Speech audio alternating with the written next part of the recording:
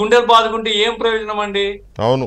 చేసిందంతా మీరు వాళ్ళని వెంటాడి తరిమి వాళ్ళకి అవకాశం వచ్చింది. మరి ఎట్లా ఓటేసింటారో ఎవరికైనా మనకు వాళ్ళు యాక్చువల్గా ఎవరికి వేసినారో మనకు తెలియదు.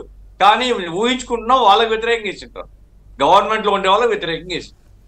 మరి అన్నప్పుడు ఇప్పుడు సాంకేతికంగా ఇబ్బందులు పెట్టాలా, కొట్లాడాలా అనేటువంటి పిలుపు ఇది అనర్థదాయకం, అప్రజాస్వామికం. ఇది కూడా ఒక బాధ్యుడు, ఓ రాష్ట్ర బాధ్యుడు ఇవ్వడం మాత్రం చాలా దురదృష్టకరం. ఇక పోతే ఈ మిగతా కౌంటింగ్ సంబంధించి సార్ ఇప్పుడు ఒకే ఒకటి పోస్టల్ బ్యాలెట్ మాత్రం పేపర్ బ్యాలెట్ ఉంటుంది. అంతే.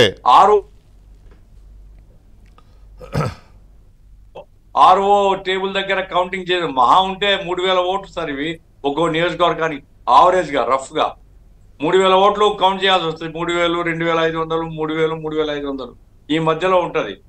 అన్నప్పుడు ఆ ఓటింగ్ కౌంటింగ్ అయ్యేంత వరకు ఈ ఆర్ఓ టేబుల్ దగ్గర కౌంటింగ్ ఏజెంట్స్ అందరూ వస్తారు, రానివ్వకూడదు. ఎవరైతే చీఫ్ ఏజెంట్ ఉంటాడో క్యాండిడేట్ తరఫున లేదా క్యాండిడేటో వాళ్ళు మాత్రమే కూర్చోవాలా. అదొక్కటి జాగ్రత్తగా జరిగితే ఆ తర్వాత ఎవరికి ఏం ప్రమేయమే లేదు సార్. బటన్ నొక్కుతారు, సంఖ్య వస్తుంది, చూడండి అని చూపిస్తారు, నోట్ చేస్తారు, పంపించేస్తారు. ఈ కౌంటింగ్ ఏం జరుగుతుంది దీంట్లో?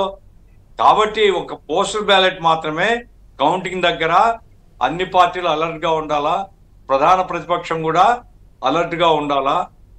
ఎందుకంటే అధికార పార్టీ ఉద్దేశపూర్వకంగా గలాటలు చేయాలి అనేటువంటిది ఓపెన్ గా చెప్తున్నారు కాబట్టి ఇన్ని జాగ్రత్తలు తీసుకోవాల్సినటువంటి అవసరం ఉంది. అందుకోసం ఒక పోస్టల్ బ్యాలెట్ ఖచ్చితంగా చెప్తున్నా అండి, ముందే చెప్తున్నాను నేను. జ్యోతిషం అనుకోండి, 100కి 100 కాకపోయినా 180 ఓట్లు వైసీపీకి వ్యతిరేకంగా ఓట్ చేసినారు. ఖచ్చితంగా వైసీపీ ప్రభుత్వం పోవాలని వాళ్ళ మనోకాంక్ష, అది వాళ్ళ మనోభిప్రాయము. వీళ్ళు ఎంత తలకిందులు చేసినా హైకోర్టు కాదు సుప్రీంకోర్టుకు పోయినా అదే మారదు సార్. మీ అనుభవంతో చెప్పండి గఫూర్ గారు, మీ అనుభవంతో. ఇప్పుడు ఒక ఎంప్లాయీ ఉన్నాడు, ఒక ఎంప్లాయీ ఒక ఓటు వేసాడంటే సహజంగా సరే అతని బంధువులు అది అంతా పక్కన పెడదాం, ఆయన కుటుంబం ఇంకొక 2 ఉంటాయి కదా, 2 ఓట్లు ఉంటాయి కదా, ఆయన కాక భార్య, తల్లిలో, తండ్రో, లేకపోతే పిల్లలు, ఎదిగిన పిల్లలు, అంటే 1+2 అంటే 3 ఓట్లు మినిమం ఉంటాయి కదా. ఉంటాయి. ఎన్నైనా అడ్డుకుంటారు వీళ్ళు ఎన్నైనా అడ్డుకుంటారు. ఎక్కడ అడ్డుకుంటారు సార్? అడ్డుకోవడానికి స్కోప్ లేదు సార్. ఇప్పుడు అక్కడ అడ్డుకోవడానికి ఏమిటి, ఇద్దరికి వేసింటారు అనుకోండి, అది ఇన్వాలిడ్ అవుతుంది. అది తప్ప మిగతాది ఏది ఇన్వాలిడ్ కాదండి. ఈ గుర్తు అవతల వైపు అదే సింబల్ మీద అవతల వైపు పడినా పరిగణలోకి తీసుకుంటారు, వెనక కొడితే తప్ప. ముందు అందరు చదువుకున్న వాళ్ళు సార్ వేసేది వాళ్ళు లేదు. అయినా ఈసారి ఆ ముద్ర వేయడం లేదు, ఈసారి పెన్నుతో టిక్కు పెట్టడమే. ఓకే, ఖచ్చితంగా వాళ్ళ, ఎందుకంటే చాలా కసితో ఉన్నారు వాళ్ళు ఎట్లా తప్పు చేస్తారు సార్? కాబట్టి నేను చెప్తున్నాను సజ్జల రామకృష్ణారెడ్డి కానీ వైసీపీ పార్టీ వాళ్ళని కానీ, మీరు గౌరవంగా వాళ్ళ మనోకాంక్షను గమనించే పద్ధతిలో మీరుంటే నేర్చుకుంటారు వాళ్ళ దగ్గర నుంచి. కాదు గొడవ చేస్తే ఇంకా మీ మీద అసహ్యం పెరుగుతుంది వాళ్ళకి.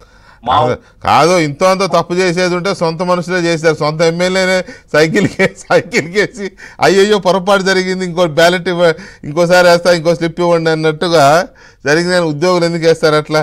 రైట్. సురేష్ గారు, ఈ పోస్టల్ బ్యాలెట్లకు సంబంధించి